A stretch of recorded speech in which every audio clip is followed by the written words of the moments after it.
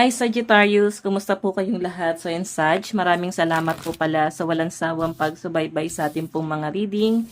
And kung ikaw ay bago pa lang sa ating channel, mag-subscribe na po kayo. Then i-click mo na rin yung ating notification bell para lagi kang updated sa ating mga bagong upload. Okay, so guys, sa mga interested naman sa ating private reading ay nasa description box below lang po yung link. Message nyo lang po ako. Or pwede nyo ko guys i-direct message na lang po sa Facebook, Jade Tarot. So, tignan natin ano ba yung ganap sa inyo this week. Sagittarius, ano po yung mga ganap kay Sag this week?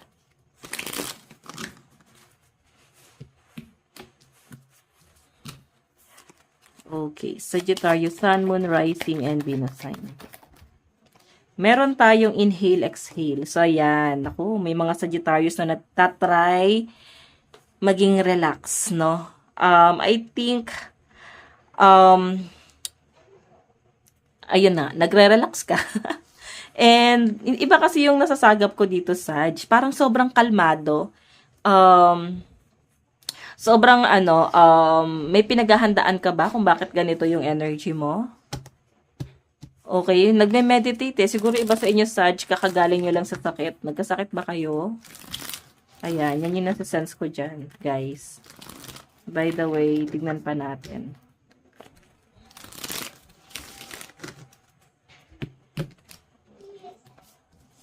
Sagittarius.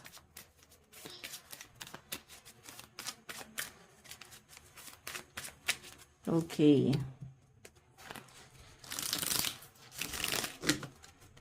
Ganap guys, Sagittarius this week. Oops.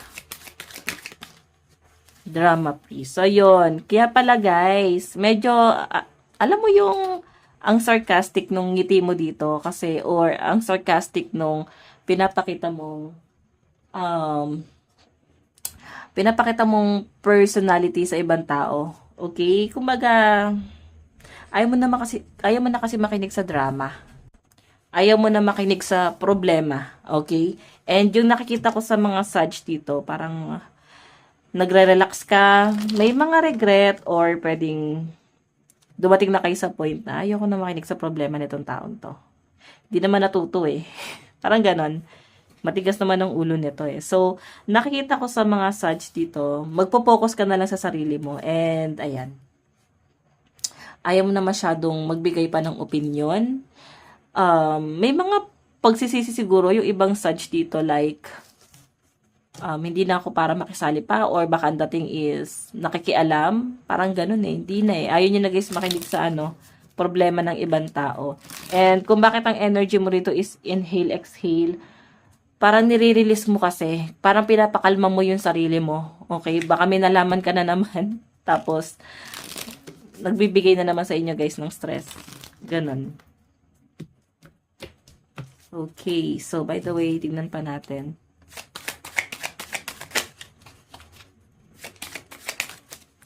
Meron tayong nature is your ally. Ayan, yung iba sa inyo guys, pwede nagpaplano kayo na mag-nature trip or pwedeng mag-rides this week.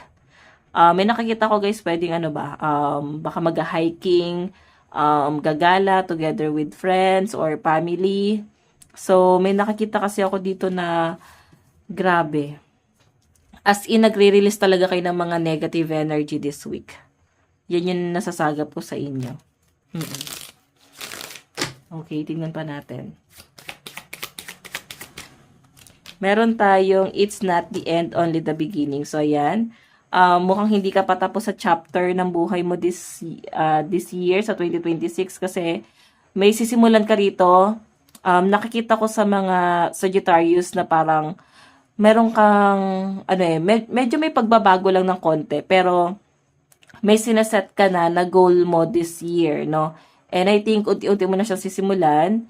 Kumbaga, this month, ngayong January, parang may hakbang na, or pwedeng take down notes, pwedeng sinusulat mo pa lang ano yung mga plano sa magsisimula, ganito, ganyan, kasi hindi siya guys magiging madali.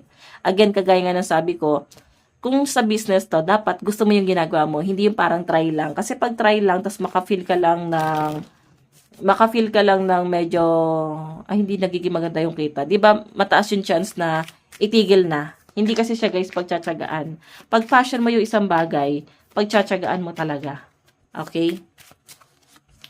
Meron tayong stop repeating the same thing again. So, meron kang kailangan tigilan na or ihinto na yung paulit-ulit na cycle. Okay, hinto nyo na yung hindi nakakabuti. Basta paulit-ulit sa buhay nyo. Basta hindi siya nakakatulong. Doon na lang muna kayo guys sa mga bagay na nakakatulong sa mental health mo. Okay? So, by the way, tignan pa natin. Okay. Sagittarius, Sun, Moon, Rising, and Venus sign. Sagittarius, Sun, Moon, Rising, and Venus sign.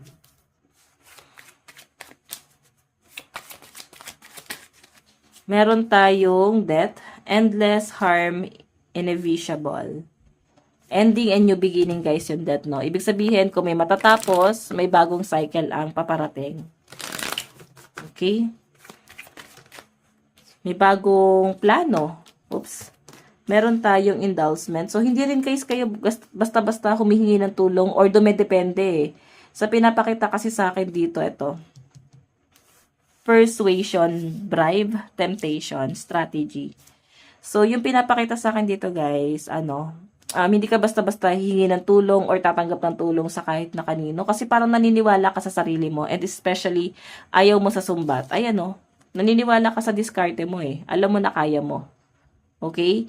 Okay na yung parang meron kang source. Okay na yung parang, yes, may mga taong magbibigay ng guidance sa'yo. Pero yung sabihin na natin na parang hingi ng tulong, parang ayaw nyo guys na masyadong mang-abuso and mas malakas yung energy na okay lang na parang kayo yung inaabuso. Parang okay lang sa inyo yon kaysa kayo yung parang makitaan nila ng mali. Okay, so meron tayong adventure. Again, sabi ko nga guys, baka may plano kayo na mag-hiking or travel kasama yung mga friends mo.